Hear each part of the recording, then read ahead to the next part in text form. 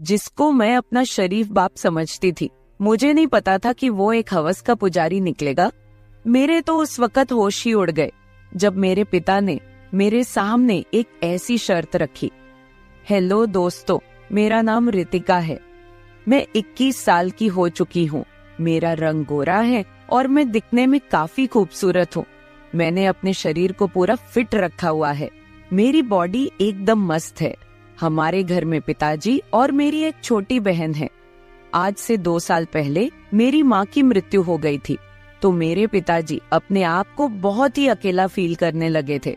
पिताजी का अकेलापन मेरे से देखा नहीं जा रहा था, क्योंकि वो बहुत ही उदास रहने लगे थे। लेकिन वो मुझे बहुत ही प्यार करते थे। मैं पिताजी को खुश रखने के लिए हर कोशिश कर रही थी। कुछ समय बीता तो धीरे धीरे पिताजी के स्वभाव में थोड़ा बदलाव आना शुरू हुआ। अब पिताजी मेरे साथ एक दोस्त के जैसे रहने लगे थे। हम एक दूसरे से हर बात शेयर करने लगे थे। लेकिन पता नहीं क्यों पिताजी मुझे अजीब सी नजरों से देखते थे। एक दिन पता नहीं पिताजी के दिमाग में क्या चल रहा था, वो मुझे बोले, रितिका, क्या तुम्हारा कोई बॉयफ्रेंड है? मैं एकदम से घबरा गई कि पिताजी कैसी बातें कर रहे हैं। लेकिन मैंने पिताजी को ना में जवाब दिया कि मेरा कोई भी बॉयफ्रेंड नहीं है। वो मुझे बोल रहे थे, रितिका, तुम मुझे बहुत खूबसूरत लगती हो, जैसे तुम्हारी माँ दिखती थी। अब मुझे तेरे साथ अपनेपन वाला एहसास होता है, जैसे तुम्हारी माँ के साथ होता था। मेरे पिताजी की ये सब बातें सुनकर मेरे तो होश ही उड़ गए थे। इतने में वहाँ पर मेरी छोटी बहन आ गई और पिताजी को किसी काम से मार्केट लेकर चली गई। मैं तो पिताजी की उस बात से हैरान थी। अब धीरे धीरे मैं पिताजी की नजरों को पढ़ने लगी थी। यही सब सोचते सोचते कब मेरी आंख लग गई मुझे पता भी नहीं चला। फिर जब मैं उठी तो मैंने देखा काफी अंधेरा हो चुका था और घर में कोई भी नहीं था। शायद पिताजी और मेरी छोटी बहन अभी तक मार्केट से वापस नहीं आए थे। फिर मैं बाथरूम में जाकर नहाने लगी। तभी पिताजी और मेरी बहन मार्केट से आ गए, तो मैं उनके पास जाकर बातें करने लगी। फिर पिताजी बाहर किसी काम से चले गए और मैं भी घर का काम करने लग गई। मैं सारा दिन पिताजी के बारे में ही सोचे जा रही थी कि पिताजी ने मुझे ऐसे क्यों कहा है। फिर तभी मेरी एक सुहेली मेरे पास आई और बोली, अरे रितिका, तुम क्या सोच रही हो? इस पर मैं बोली, नहीं कविता, मैं तो कुछ भी नहीं सोच रही हूँ। फिर मैंने उससे पूछा कि कविता यार, कोई ऑनलाइन पैसे कमाने के बारे में बताओ कि कैसे पैसा कमाया जाए, क्योंकि मैं चाहती थी कि मैं खुद पैसा कमाऊं। अब तो मेरी पढ़ाई भी कंप्लीट होने वाली थी। कविता मुझे गुस्से से देखी और बोली, अरे चल यार, हमारे लिए पैसे कमाना आम बात है। फिर हम दोनों अपने अपने घर की तरफ जाने लगी, क्योंकि हमारे कॉलेज की क्लास खत्म हो चुकी थी। मेरी सहेली अपने घर की तरफ जा रही थी और मैं अपने घर की तरफ जा रही थी। तभी मैंने रास्ते में अपने पिताजी को देखा। उनको देखकर मैं तो एकदम से चौंक गई। पिताजी अपने साथ किसी औरत को लेकर घूम रहे थे और उनको शॉपिंग करवा रहे थे। बाद में मैंने उनको किसी होटल की तरफ जाते देखा। मुझे उन पर काफी ज्यादा गुस्सा आ रहा था कि पिताजी ऐसे कैसे किसी पराई औरत को लेकर मार्केट में घूम रहे हैं और अपना सारा पैसा बर्बाद कर रहे हैं। फिर मैं उसी गुस्से में घर चली आई और पापा के आने का इंतजार करने लगी। मैंने अपनी छोटी बहन को जे कोई भी बात नहीं बताई कि उसके मन में हमारे पापा के प्रति कोई गलत बात ना आए। फिर शाम के समय जब पापा घर आए तो मैं उनके कमरे में गई और देखा तो वो टीवी देख रहे थे। मैंने उनको पूछा, पापा, आप मार्केट में किस औरत के साथ घूम रहे थे? आपका ऐसे घूमना सही नहीं है, क्योंकि अभी कुछ समय पहले तो हमारी माँ की मृत्यु हुई है। लोग क्या सोचेंगे? पिताजी ने कहा। नहीं रितिका, मैं तो घूमूंगा, मुझे किसी की परवाह नहीं है। उसके साथ घूमने में मुझे काफी मजा आता है और मेरे लिए यही सही है। अब नहीं घूमूंगा तो कब घूमूंगा? वो मुझे गुस्से में बोल रहे थे।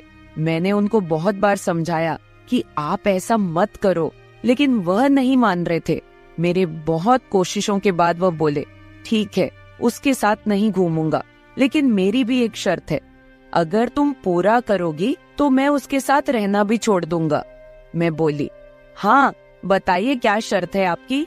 तो पिताजी तुरंत बोले, जैसे मेरे साथ वो घूमती है, आज से तुम मेरे साथ घूमोगी और मेरी जरूरतों को भी पूरा करोगी।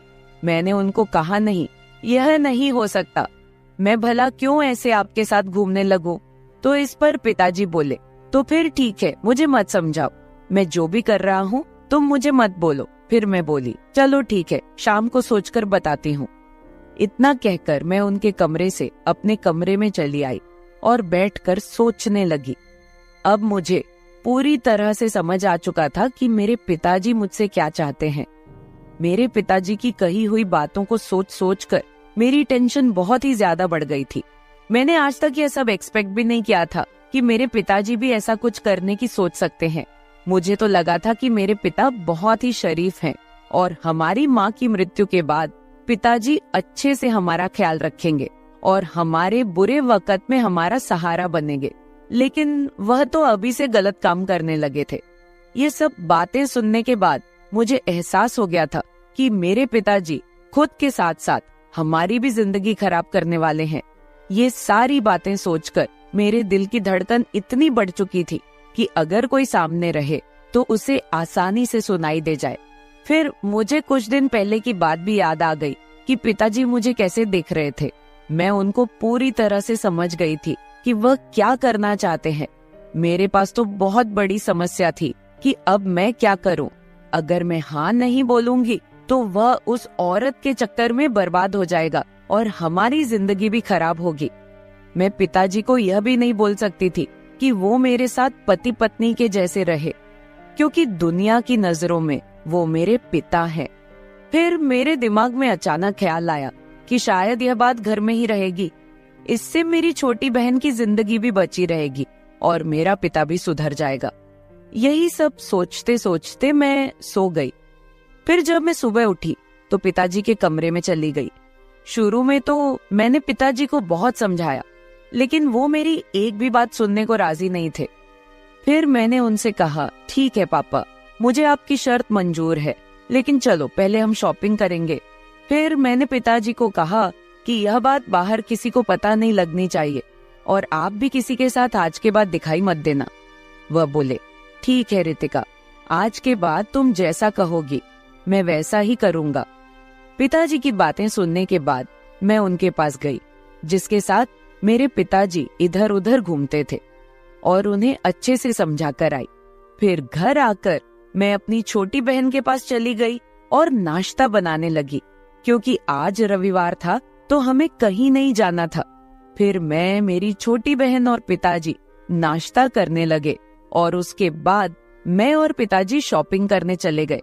मार्केट जाकर पिताजी ने मुझे कपड़े दिलवा दिए और अपने लिए भी कुछ कपड़े ले लिए। साथ ही मैंने अपनी छोटी बहन के लिए भी एक ड्रेस खरीद ली। फिर शॉपिंग करके हम एक रेस्टोरेंट में गए और वहां से खाना खाकर घर चले आए। फिर शाम होते ही मेरे पिताजी मुझसे कहने लगे, चलो अब अपनी शर्त पूरा करो। तो फिर मैं भी शर्त के मुताबिक अपना काम करने लगी और पिताजी के सारे कामों का ध्यान रखने लगी। उसी दिन के बाद से मैं पिताजी के साथ एकदम पति पत्नी की तरह रहने लगी। मैं पिताजी का एकदम पति की तरह ध्यान रखती थी और वह भी मेरा एकदम पत्नी की तरह ध्यान रखते थे। उसके बाद हमारी जिंदगी में जो होना था वह हो गया। अब मेरे पिताजी काफी खुश हैं और मैं भी हालातों के मुताबिक बदल गई हूँ और अपने आप को खुश रखने लगी हूँ। अब मेरे पिताजी बहुत ज्यादा सुधर गए हैं। वह किसी के साथ घूमते भी नहीं हैं, सिर्फ अपने ऑफिस जाते हैं और घर आकर मेरे साथ एकदम पति पत्नी की तरह रहते हैं। इस तरह से हम लोग खुशी खुशी अपनी जिंदगी बीता रहे हैं। आप सभी लोग मुझे गलत मत समझना, मुझे तो मजबूरी में ही अपने पिता की सारी बातें माननी पड़ी थी, लेकिन इसमें मेरा कोई भी घाटा नहीं था, क्योंकि अगर मैं पिताजी का ध्यान नहीं रखूंगी तो फिर कौन रखेगा। लगभग 5 महीने बाद मेरी जॉब का ज्वाइनिंग लेटर भी आ गया और मैं वहां चली गई। अब हमारा परिवार भी अच्छे से चलने लगा है। हमारे घर में सभी लोग बहुत खुश हैं। अगर मैंने उस दिन अपने पिताजी को नहीं समझाया होता तो वह आज पता नहीं पिताजी कहाँ कहाँ अपने गलत संबंधों को अंजाम दे रहे होते और खुद के साथ साथ मेरी और मेरी छोटी बहन की जिंदगी खराब कर देते। इस तरह से मैं और मेरे पिताजी ने एकदम पति पत्नी की तरह रहकर हमारे घर को बचा लिया। और आगे तो आप समझ ही सकते हैं, वो तो आप सब जानते ही हो। तो मेरे प्यारे दोस्तों, अगर आप लोगों को मेरी ये वीडियो पसंद आई हो तो चैनल को सब्सक्राइब जरूर कर ले और बिल नोटिफिकेशन ऑन कर ले। एक प्यारा सा कमेंट करके बताए कि आपको मेरी स्टोरी कैसी लगी। कल मिलेंगे एक और वीडियो के साथ। धन्यवाद।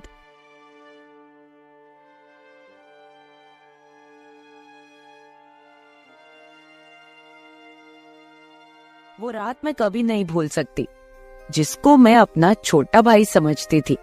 ना जाने वो क्यों हमेशा मुझे अजीब सी नजरों से देखता था। मेरे छोटे भाई और मेरे बीच की नजदीकियां ने हमारे रिश्ते को और भी ज्यादा गहरा बना दिया था। मैं अपने भाई की गहरी नजरों को उस दिन समझ पाई जब हम दोनों मुंबई घूमने के लिए गए थे और वहां जाकर हमने एक होटल में कमरा लिया था। उस दिन हमारे बीच के रिश्ते ने एक नया मोड़ लिया था। हम दोनों होटल के कमरे में सोए थे। करीब रात 1 बजे का वक्त था। उस रात अचानक मेरी कमर में बहुत तेज दर्द उठा तो मेरा भाई मेरी कमर में तेल की मालिश करने लगा। तेल लगाते लगाते कुछ ऐसा हुआ कि दोस्तों, स्वागत है आपका हमारे सुविचार रोमांटिक स्टोरीज चैनल में। कहानी में आगे बढ़ने से पहले चैनल को सब्सक्राइब जरूर कर ले और बिल नोटिफिकेशन ऑन कर ले। मेरा एक छोटा भाई है जो मेरे से 4 साल छोटा है। वो हॉस्टल में रहकर अपनी पढ़ाई करता है। जब उसकी पढ़ाई की कुछ छुट्टियां होती है तो वह घर पर आ जाता है और घर पर आने के बाद हम खूब मौज मस्ती करते हैं। यह बात उस समय की है जब मेरा भाई अभी अभी हॉस्टल से घर आया था। मेरे भाई का हॉस्टल से निकलना या बाहर कहीं आना जाना नहीं रहता है। वो वहीं पर रहकर अपनी पढ़ाई करता है और उन्हें बाहर नहीं घूमने फिरने दिया जाता, इसलिए वह वहां रहकर बोर हो जाता है। जब वह घर पर आया तो उसने मुझे कहा कि मैं बहुत बोर हो गया हूँ, चलो दीदी कहीं बाहर घूमने चलते हैं। फिर मैंने और मेरे छोटे भाई ने बाहर कहीं घूमने का प्लान बनाया। हम दोनों ने प्लान बनाया कि हम मुंबई घूमने के लिए जाएंगे। बाहर घूमने की खुशी में हमने उसी दिन अपनी अपनी पैकिंग वगैरह कर ली और हम अगले दिन ही मुंबई के लिए निकल गए। जब मुंबई गए तो वहां पर हमने होटल में एक कमरा किराए पर ले लिया, लेकिन मुझे नहीं पता था कि मेरा भाई मुझे पत्नी की तरह रखने वाला है। आगे तो आप समझ ही सकते हैं। मेरा नाम काजल है और मेरी उम्र 20 साल की है। मैं अभी कुंवारी हूँ। मेरा रंग गोरा है। मैंने अभी अभी अपनी पढ़ाई कंप्लीट की है और अब मैं घर पर ही रहती हूँ।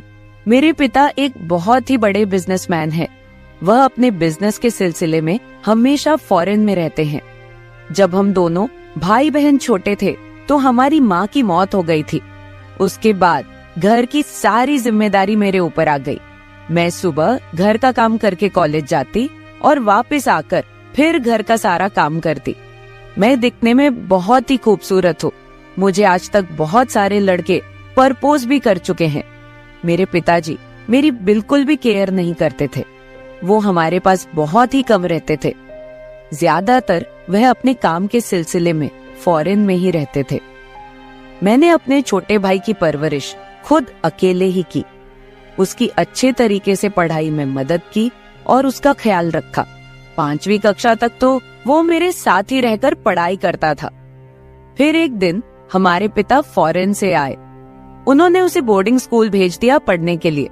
उसने कुछ सालों तक बोर्डिंग स्कूल में ही पढ़ाई की। बाद में पिताजी ने उसे फॉरेन भेज दिया पढ़ने के लिए। वो वहां हॉस्टल में रहकर पढ़ाई करने लगा। भाई और पिता के चले जाने के बाद मैं बिल्कुल अकेली पड़ गई थी। पिताजी के पास तो बिल्कुल भी मेरे लिए समय नहीं था। मैं घर पर बिल्कुल अकेली रहती थी और इसी वजह से धीरे धीरे यह अकेलापन मुझे काटने लगा। भाई मेरा कभी कभी फोन पर बात करके हालचाल ले लिया करता था। पिताजी तो मुझे कभी फोन तक नहीं करते थे। मुझे ऐसा लगने लगा था कि मेरे पिताजी ने फॉरेन में दूसरी शादी कर रखी है। मैंने यह बात अपने भाई से कभी नहीं बताई। मैं नहीं चाहती थी कि मेरे भाई के अंदर हमारे पिता के लिए कोई कड़वाहट हो। मैं तो चाहती थी कि मेरा भाई बिना किसी चिंता किए अपनी पढ़ाई पूरी करे और जल्दी से अपने घर आ जाए। इसीलिए मैं बस चुपचाप सब कुछ सह रही थी। धीरे धीरे समय बीतता गया और मेरी तबीयत खराब रहने लगी। भूख प्यास सब खत्म होती जा रही थी। मेरी बीमारी का कारण मेरा अकेलापन मुझे खाए जा रहा था। डॉक्टर को दिखाया तो उन्होंने कहा कि आपको किसी के साथ की जरूरत है जो आपका आपके साथ रहकर ध्यान रख सके और आपको हमेशा खुश रख सके। डॉक्टर ने मुझे सलाह दी कि आपको ऐसी कहीं खुली जगह पर जाना चाहिए जहां आपका मन बहल सके। मैं अकेली थी, इसलिए डॉक्टर ने मेरे भाई को फोन करके यह सब बातें बता दी। अगले ही दिन मेरा भाई हॉस्टल से घर आ गया। उस समय गर्मी की छुट्टियां चल रही थी, तो वह कुछ दिन के लिए मेरे साथ रहने आ गया। फिर अचानक से भाई ने कहा, चलो दीदी अपना सामान पैक कर लो, चलो मैं तुम्हें मुंबई घुमा लाता हूँ। मैं मना कर रही थी तो वह जिद पर अड़ गया और कहने लगा कि डॉक्टर ने आपको थोड़ा घूमने फिरने के लिए कहा है, आप यहाँ से थोड़ा बाहर निकलेंगी तो आपको अच्छा लगेगा, और हाँ अपने लिए अच्छे अच्छे कपड़े पैक कर लेना। मेरे भाई ने कहा, जैसे कपड़े आप कॉलेज जाते वक्त पहनती थी। मैं कॉलेज जाते वक्त जीन्स टॉप पहनती थी, लेकिन पिताजी को यह सब कपड़े पसंद नहीं थे। वो मुझे हमेशा सिंपल सूट सलवार पहनने के लिए बोलते रहते। मैंने कहा वह सब मैं अब कहाँ पहनूंगी। भाई ने कहा बस आप रख लो, यहाँ नहीं तो वहाँ पहुँचने पर पहन लेना। वहाँ कौन सा आपको पिताजी देखने वाले हैं, आपकी पुरानी यादें ताजा हो जाएंगी। फिर भाई के कहने पर मैंने अपने लिए अच्छे अच्छे कपड़े पैक कर लिए। हमारी ट्रेन रात के 11 बजे की थी। अगले दिन हम मुंबई स्टेशन पर पहुंच जाते हैं। स्टेशन पहुंचते ही हमने वहीं पास में ही एक होटल में रहने के लिए कमरा लिया। हमने अपना सारा सामान गाड़ी से उतारकर कमरे में पहुंचा दिया और फिर मैं और भाई दोनों फ्रेश हुए। मैंने सिंपल सूट पहन रखा था, तो मेरे भाई ने कहा, यह क्या दीदी, आप सूट की जगह जो दूसरी वाली ड्रेस लाई हो उनमें से कोई पहन लो। मैं आपको वैसे ही देखना चाहता हूँ कि आप कैसी लगती हैं। फिर जब मेरे भाई ने कहा तो मैंने दूसरी ड्रेस पहन ली। मेरा भाई मुझे देखते ही कहने लगा, दीदी आप कितनी अच्छी लग रही हो। दोस्तों, मेरा भाई बस मुझे खुश करने की कोशिश कर रहा था। फिर भाई ने मुझे मुंबई की सैर कराई। हम दोनों खूब घूमे फिरे। उसके बाद मैं थक गई। मैंने भाई से कहा, चलो अब होटल वापस चलते हैं। तो भाई ने कहा, ठीक है। होटल पहुंचते पहुंचते रात हो गई। रात का खाना हमने वहीं मंगाकर खा लिया था। फिर मेरा भाई मुझसे बातें करने लगा। मैंने उससे कहा, चलो सो जाओ, पर वह कहने लगा, नहीं आज मैं पूरी रात आपसे बातें करूंगा। डॉक्टर ने कहा है कि मैं आपको अकेला ना छोड़ूं, आपको खुश रखूं। फिर भाई कहता है, दीदी आप इस ड्रेस में एकदम मॉडल जैसी दिखती हो, अब आप ऐसी ही ड्रेस पहना करो। वैसे भी पापा कहाँ आपके साथ रहते हैं, उन्हें तो आपकी बिल्कुल भी परवाह नहीं है। फिर भाई पूछता है, दीदी आपका कोई बॉयफ्रेंड है क्या? तो मैंने हंसकर कहा, तुम भी यह सब बातें लेकर बैठ गए हो। भाई ने हंसकर कहा, बताइए ना दीदी प्लीज। तो मैं भी अपने भाई को सारी बातें बताने लगी। मैंने कहा, हाँ जब मैं कॉलेज जाती थी तो मेरा एक दोस्त था। फिर भाई ने पूछा, सिर्फ दोस्त था या कुछ और? मैंने कहा, हाँ दोस्त से भी बढ़कर था। वो मुझे कहता रहता था कि काजल मैं तुझे अपनी जान से भी ज्यादा प्यार करता हूँ, लेकिन उसने मुझे धोखा दे दिया। वो मेरे साथ साथ और भी लड़कियों से संबंध रखता था। एक दिन वो मार्केट में किसी लड़की के साथ घूम रहा था, तो मेरी सुहेली ने उसे देख लिया और मुझे बता दिया। जब मुझे यह सब पता चला तो मैं एकदम से टूट गई थी। ऊपर से ना तो तुम ही घर रहते थे और ना ही पिताजी को मेरी परवाह थी। फिर मैं अपने आप को बहुत अकेला फील करने लगी और डिप्रेशन में चली गई और बीमार रहने लगी। फिर मैंने कहा, खैर ये सब छोड़ो, सब पुरानी बातें हैं। फिर भाई कहने लगा, आज से मैं आपका पूरा ख्याल रखूंगा। भाई ने मुझे बहुत ज्यादा खुश कर दिया था। इतनी खुशी मुझे कभी नहीं मिली थी। हमने अपने दिल की बात एक दूसरे से शेयर की। अब मेरी तबीयत बिल्कुल ठीक हो गई थी। मैं बिल्कुल फिट और फाइन हो गई थी। अगले दिन हम होटल के स्विमिंग पूल में गए। सच में मैं उस दिन बहुत खुश थी। मेरे भाई ने मुझे खुश रखने में मेरा पूरा साथ दिया। फिर मैंने भाई से पूछा, क्या तुम्हारी कोई गर्लफ्रेंड है? भाई ने कहा, हाँ है तो, पर आपके जैसे अपनापन वाला एहसास किसी के साथ नहीं है। मेरे भाई ने मुझे अपने और अपनी गर्लफ्रेंड की सारी बातें बताई। फिर भाई कहने लगा, अब हम साल में एक बार किसी अच्छी जगह पर घूमने जाएंगे। आप टेंशन मत लीजिए, मैं आपको जरूर लेकर जाऊंगा और आपको हमेशा खुश रखूंगा। फिर मैंने उसे कहा कि मुझे खुश तो सिर्फ मेरा बॉयफ्रेंड ही रख सकता है। क्या तुम मेरे बॉयफ्रेंड के जैसे रह सकते हो? भाई ने हाँ में सिर हिलाया। हम दोनों होटल के कमरे में सोए थे। करीब रात 1 बजे का वक्त था।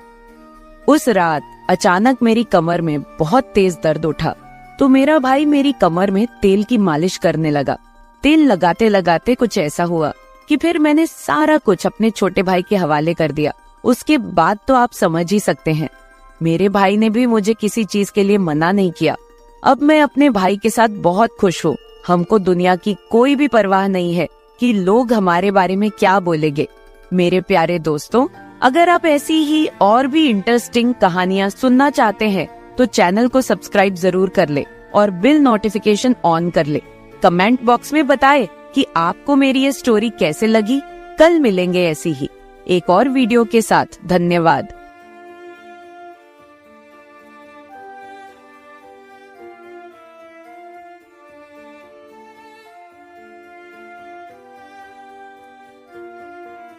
पिताजी की कमर में बहुत ज्यादा दर्द हो रहा था। वह खुद ही कटोरी में तेल लेकर कमर पर लगाने की कोशिश कर रहे थे, लेकिन उनका हाथ अच्छे से नहीं पहुंच रहा था। वो मुझे बोल रहे थे, सोनाली, जब तुम्हारी माँ रहती थी तो कभी कभी मेरी कमर की मालिश कर दिया करती थी, पर अब मैं अकेला हो गया हूँ तो क्या करूँ? ये सुनकर मुझे अच्छा नहीं लगा। मैंने उनको कहा, कोई बात नहीं पिताजी, मैं आपकी कमर की मालिश कर देती हूँ। आप बिल्कुल भी चिंता मत करो, भले ही मैं आपकी सौतेली बेटी हूँ। जब आप मेरे लिए इतना कुछ कर रहे हो तो क्या मैं आपके लिए कुछ भी नहीं कर सकती? मैं उनके हाथ से कटोरी लेकर उनकी कमर में तेल लगाने लगी। तेल लगाते लगाते कुछ ऐसा हुआ कि मेरे प्यारे दोस्तों, कहानी में आगे बढ़ने से पहले चैनल को सब्सक्राइब जरूर कर ले और बिल नोटिफिकेशन ऑन कर ले, ताकि आपको आने वाली स्टोरी आसानी से मिल सके। मेरा नाम सोनाली है। मैं 24 साल की खूबसूरत औरत हूँ। अभी 15 दिन का मेरा एक बेटा है। आज मैं आपको पूरी कहानी बताती हूँ ताकि आपको पता चले कि मैंने कैसे अपने पिता के साथ पुत्र रत्न प्राप्त किया।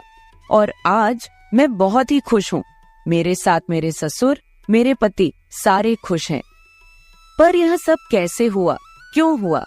क्या मेरे पति को इसके बारे में पता है? क्या मेरे परिवार को इसके बारे में पता है? आज यह सब कुछ आपको अब मैं बताने वाली हूँ। मैं ऐसे उत्तर प्रदेश के बरेली जिले के एक बहुत गरीब घर की रहने वाली हूँ। मेरे पति बचपन से ही मुंबई में रहे थे।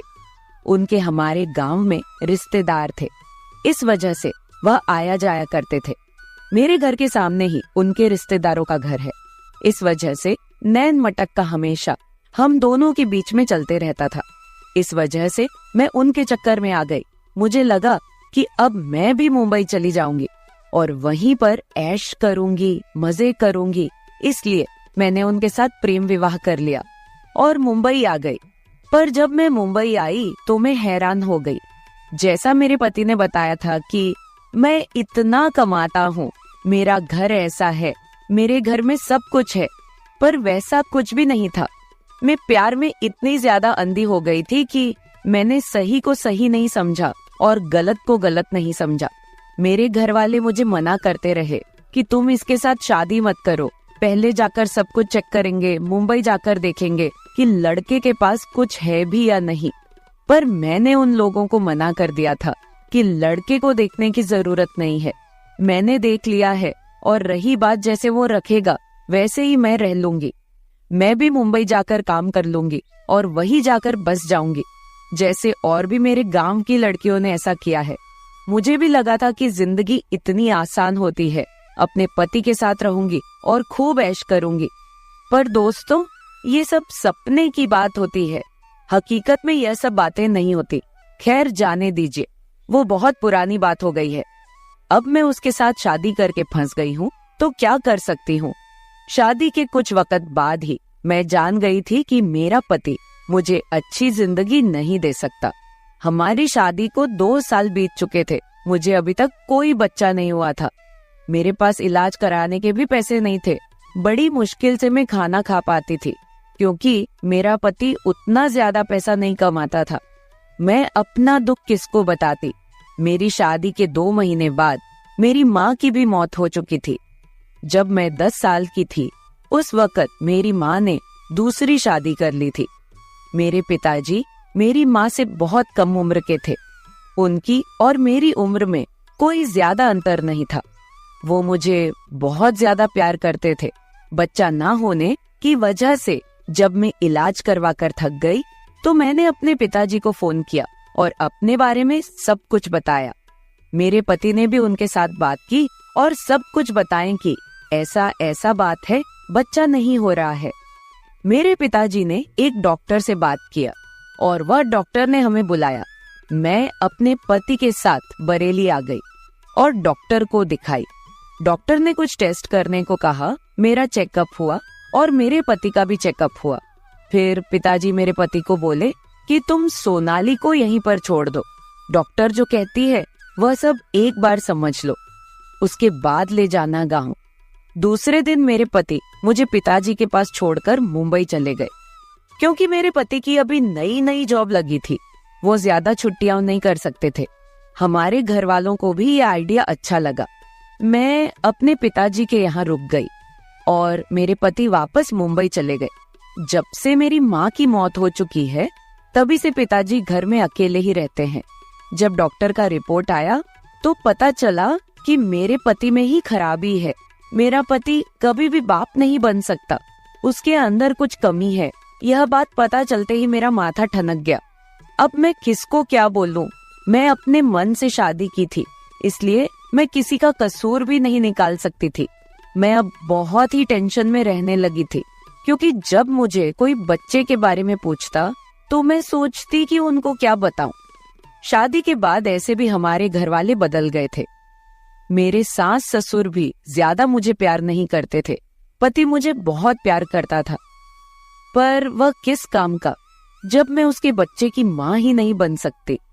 मैं यह सब सोचकर पिताजी के कंधे के ऊपर सिर रखकर बहुत ज्यादा रोने लगी। पिताजी मुझे दुलार कर रहे थे, प्यार कर रहे थे। वो समझा रहे थे, क्या करोगी सोनाली, जो किस्मत में है वही होगा। मैं भी समझ गई, जो किस्मत में है अब उसको तो कोई काट नहीं सकता, और मैं पति तो बदल नहीं सकती। पर मेरे पिताजी ने एक बात बताई कि देखो सोनाली, अभी यह सब बात तुम अपने पति को मत बताना। तुम कहना कि मैं यहीं रहकर इलाज करवाऊंगी। डॉक्टर बोली है कि यहीं पर रहो और इलाज करवाओ। फिर धीरे धीरे मेरा पिताजी के साथ संबंध और भी ज्यादा अच्छा हो गया। पिताजी को भी एक कंपनी मिल गई थी और मैं भी खुश थी। अच्छे से खा पी रही थी, घूमती थी। मैं धीरे धीरे हंसने बोलने लगी थी। दुख दूर हो गया था। मेरे पिताजी बड़े ही रोमांटिक किस्म के इंसान हैं। फिर एक दिन की बात है, पिताजी की कमर में बहुत ज्यादा दर्द हो रहा था। वह खुद ही कटोरी में तेल डालकर बोले कि आज मैं अपने से ही तेल लगा लेता हूँ। तुम्हारी माँ रहती थी तो कभी कभी मेरी कमर की मालिश कर देती थी, पर अब अकेला हो गया हूँ तो क्या करूँ। यह सुनकर मुझे अच्छा नहीं लगा। मैंने उनको कहा कि कोई बात नहीं पिताजी, मैं आपकी कमर की मालिश कर देती हूँ, आप बिल्कुल भी चिंता मत करो। भले ही मैं आपकी सुतेली बेटी हूँ, जब आप मेरे लिए इतना कुछ कर रहे हो तो क्या मैं आपके लिए कुछ भी नहीं कर सकती। मैं उनके हाथ से कटोरी लेकर उनकी कमर में तेल लगाने लगी। तेल लगाते लगाते कुछ ऐसा हुआ कि मैं उनकी आंख से आंख नहीं मिला पा रही थी, क्योंकि मुझसे वो गलती हो गई थी जो नहीं होनी चाहिए थी। अचानक से पिताजी बोले थे कि सोनाली, मैं एक बात तुमको बताऊं। तुम्हें पता है तुम्हारे पति में खराबी है, मुझे पता है तुम्हारे पति में खराबी है, पर दुनिया को नहीं पता और ना ही तुम्हारे पति को ये बात मालूम है। तुम चाहो तो माँ बन सकती हो और जिंदगी अच्छे से काट सकती हो, क्योंकि तुम्हें भी पता है कि लव मैरिज किया है तुमने। तुम अपने पति को छोड़ भी नहीं सकती हो। आजकल गलत संबंध बनाने के लिए लोग किसी से भी अपने रिश्ते बना लेते हैं। दिक्कत तब होती है जब कई मर्दों से संबंध रखने वाली औरत पेट से हो जाती है, तो सारे मर्द उसका साथ छोड़कर भाग जाते हैं। मैं अच्छे से समझ रही थी कि पिताजी मुझे क्या समझाना चाहते हैं। मैंने उनकी बात पर अमल किया और उनकी बात मान ली, क्योंकि मैं भी तो माँ बनना चाहती थी और मेरे पास और कोई भी रास्ता नहीं था। फिर मैंने सब कुछ पिताजी के हवाले छोड़ दिया और उनसे मुझे सब कुछ मिला था और आज मैं एक बच्चे की माँ बन गई हूँ। मेरे प्यारे दोस्तों, अगर आप ऐसी ही और भी मजेदार कहानियां सुनना चाहते हो तो चैनल को सब्सक्राइब कर ले और बिल नोटिफिकेशन ऑन कर ले। कमेंट बॉक्स में बताइए कि आपको स्टोरी कैसे लगी। कल मिलेंगे ऐसी ही एक और वीडियो के साथ। धन्यवाद।